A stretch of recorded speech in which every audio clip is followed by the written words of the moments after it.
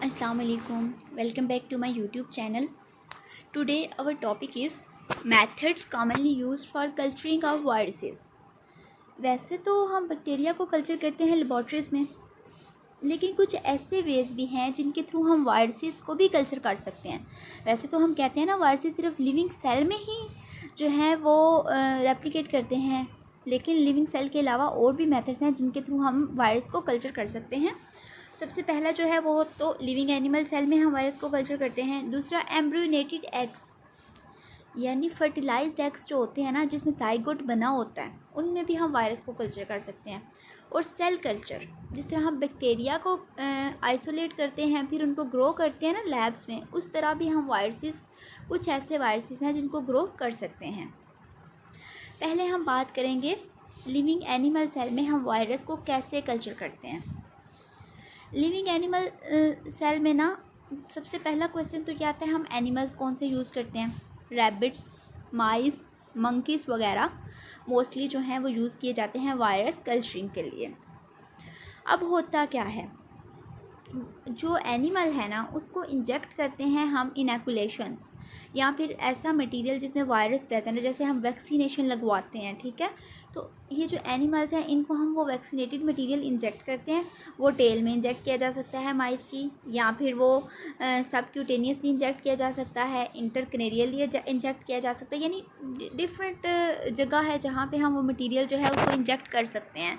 फिर हम देखते हैं कि उस एनिमल में इम्यून रिस्पॉन्स क्या होता है, ठीक है, यानी जिसको हमने इनोकुलेशंस दी उसका इम्यून सिस्टम किस तरह रिस्पॉन्स करेगा।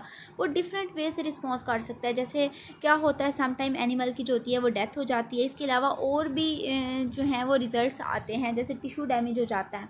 अच्छा, अब करते क्या हैं हम कि जिस एनिमल को हम इंजेक्ट करते हैं फिर हम उसको अपनी लैब में ही रखते हैं। फिर हम उसको एक रेगुलर टाइम पीरियड के बाद देखते हैं कि कौन कौन से सिम्टम्स अपेयर हो रहे हैं, और अगर उसकी डेथ हो जाती है तो उसका टिश्यू एक्सट्रैक्ट करते हैं और फर्दर स्टडी कर लेते हैं।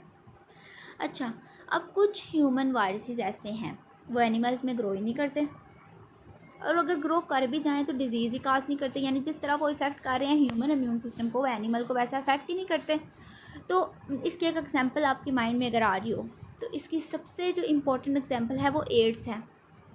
एड्स को क्यों नहीं स्टडी किया जा सका इतनी एफिशिएंटली जितनी दूसरी डिजीज़ जो हैं वो हम स्टडी करते हैं। तो इसमें जो सबसे पहला हमारे पास ड्रॉबैक है वो यही है कि एड्स का जो वायरस है वो सिर्फ ह्यूमन में ग्रो करता है, और अगर चिंपैंजीज़ वगैरह में ग्रो भी करता है ना तो उनमें वैसी डिजीज़ ही नहीं काज करता जैसी ह्यूमन में होती है। अब ना एक जो है वो ह्यूमन इम्यूनो डेफिशिएंसी वायरस की एक सब स्पीशी है, यानी वो स्पीशी जो ह्यूमन में एड्स काज करती है ना, उसकी एक और सब स्पीशी है जो चिंपैंजीज़ में एड्स काज करती है। उसको हम क्या कहते हैं, लेंटी वायरस, ठीक है। अच्छा, लेकिन इसके जो सिम्टम्स होते हैं ना वो वैसे नहीं होते जैसे ह्यूमन एड्स के होते हैं, इसलिए हम उसको ह्यूमन एड्स के तौर पे के मॉडल के तौर पे स्टडी नहीं कर सकते।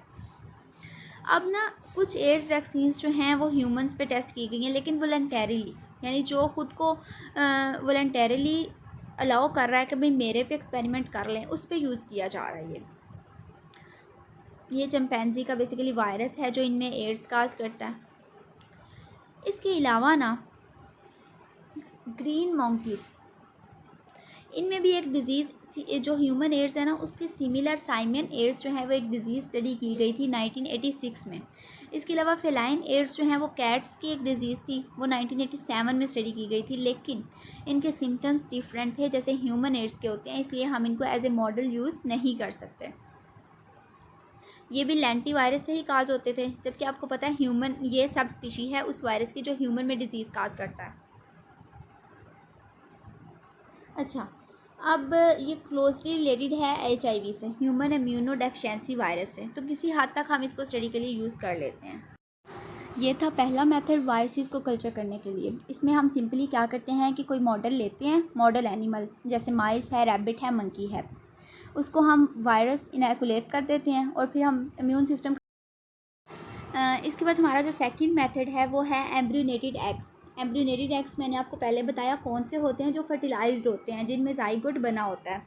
उसमें भी हम क्या करते हैं, वायरस को इंजेक्ट करते हैं, और ये सबसे जो है वो आसान वाला तरीका है और मोस्टली यूज्ड मेथड है ये, ये ट्रेडिशनल लैब्स में भी यूज़ किया जा सकता है, क्योंकि इसमें बेसिकली एग्स यूज़ होते हैं जो ईजीली अवेलेबल होते हैं। अब प्रोसेस इसका क्या होता है आपको पता है, हैन का जो एग होता है उसकी बहुत ज़्यादा मेम्ब्रेन्स होती हैं। पहले शेल होता है, उसके बाद कोरियन होती है, एलेंटॉइस होती है, डिफरेंट मेम्ब्रेन्स होती हैं। तो एक होल जो है वो ड्रिल किया जाता है शेल में, और वहीं से जो सस्पेंशन है उसको इंजेक्ट कर दिया जाता है, वायरस जिसमें होता है, जिस सस्पेंशन में। अब यहाँ पे ना डिफरेंट वेज़ हैं, या तो हम योक में इंजेक्ट कर सकते हैं, या फिर हम एमनियोटिक कैविटी में इंजेक्ट कर सकते हैं, या फिर कोरियन या एलेंटॉइस में इंजेक्ट कर सकते हैं। ये डिपेंड करता है कि हमारा जो सस्पेंशन है उसमें जो वायरस है वो किस एरिया में सबसे ज़्यादा ग्रो करेगा। हम इसको एग के उस एरिया में इंजेक्ट कर देते हैं। हमें पता कैसे चलता है कि वायरस की ग्रोथ हो रही है? तो उसके हमारे पास 3 रिज़ल्ट्स आते हैं। या तो एम्ब्रियो की डेथ हो जाती है, या फिर एम्ब्रियो जो है वो कम्प्लीटली ग्रो नहीं कर सकता, उसके कुछ सेल्स जो होते हैं वो डैमेज हो जाते हैं। या फिर ऐसा होता है कि अगर सेल डैमेज नहीं हुए ना, या अगर अंदर से सेल डैमेज हुए हैं, बाहर से जो एग है उसकी शेप वैसी ही है, तो हमें कैसे पता चलता है कि जो एग शेल होता है ना उस पर स्पेसिफिक टाइप के लेयर्स बन जाते हैं, जिससे हमें पता चलता है कि जो एग का इनसाइड है वहाँ पे वायरस की ग्रोथ हो रही है। अच्छा, ये मोस्ट वाइडली यूज़ मेथड है जो कि मैंने आपको पहले बताया। इसीलिए ना जो वैक्सीनेशंस जब की जाती हैं तो पहले पूछा जाता है कि अगर एग से एलर्जी तो नहीं है। क्यों? क्योंकि वो जो वैक्सीनेशन है वो बेसिकली प्रिपेयर कहाँ पे की गई है? वायरस कल्चर को ग्रो करके एम्ब्रियोनेटेड एग्स में, और उसमें एग का भी कुछ हिस्सा जो है वो प्रेजेंट होता है। उसके बाद जो हमारा लास्ट वन मेथड है वो है सेल कल्चर। जिस तरह हम बैक्टीरिया को ग्रो करते हैं ना, कि बैक्टीरिया को आइसोलेट कर लेते हैं, उसके बाद हम उसको लैब में ग्रो करते हैं कल्चर मीडिया पे, ब्रॉथ्स वगैरह में, एगर प्लेट्स में। इसी तरह हम सेल कल्चर वायरसेस का भी कर सकते हैं, लेकिन इसके लिए हम बेसिकली लिविंग टिश्यू यूज़ करते हैं, क्योंकि वायरसेस कहाँ पे ग्रो करते हैं? सिर्फ लिविंग ऑर्गेनिजम्स में। और ये जो है ना, इसको हम बाकी दोनों मेथड्स पे प्रेफर करते हैं। क्यों प्रेफर करते हैं?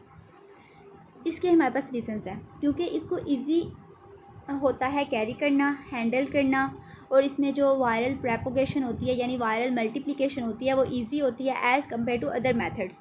और इसको ऑब्ज़र्व करना भी हर स्टेप को इजी होता है, क्योंकि सारा हमारे सामने लैब में काम हो रहा होता है।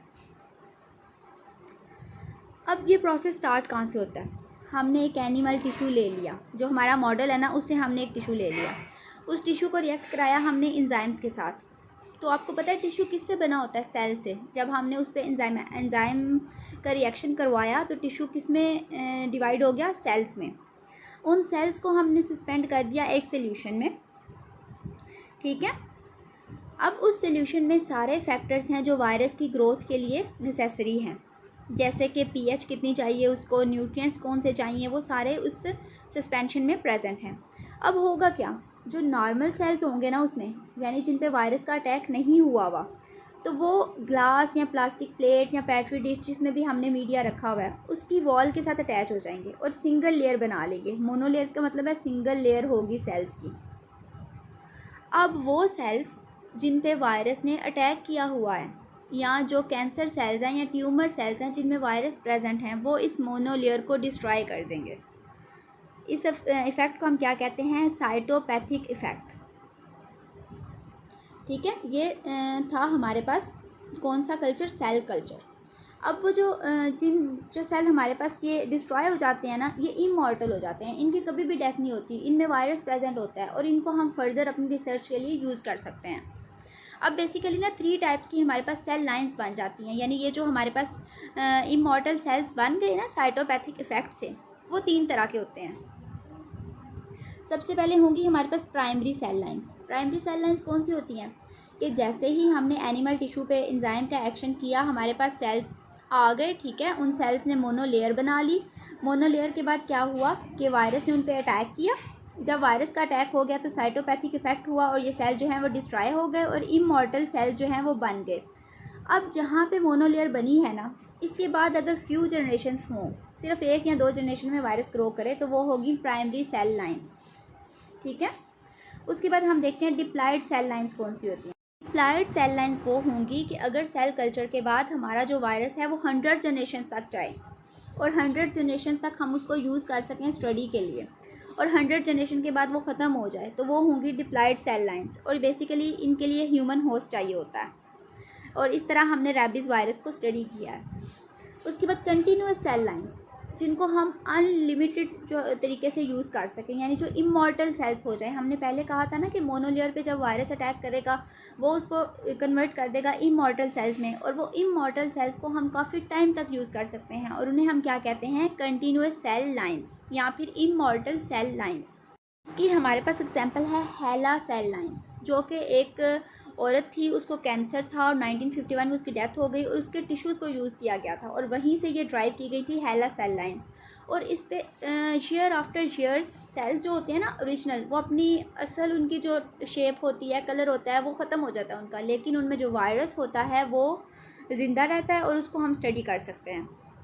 लेकिन यहाँ पे ना सिर्फ एक प्रॉब्लम है कि इसकी स्टडी के लिए हमें एक स्पेसिफिक इन्वायरमेंट चाहिए, जो कि लेबॉर्ट्रीज़ वगैरह में मेंटेन किया जाता है, और इसी वजह से जो हॉस्पिटल में सैम्पल्स हैं वो एट ए टाइम स्टडी नहीं किए जाते, बल्कि उनको लैब्स वगैरह में भेजा जाता है, क्योंकि इसके लिए हमें स्पेशलाइज्ड इन्वायरमेंट और स्पेशलाइज्ड इंस्ट्रूमेंट्स जो हैं वो रिक्वायर होते हैं।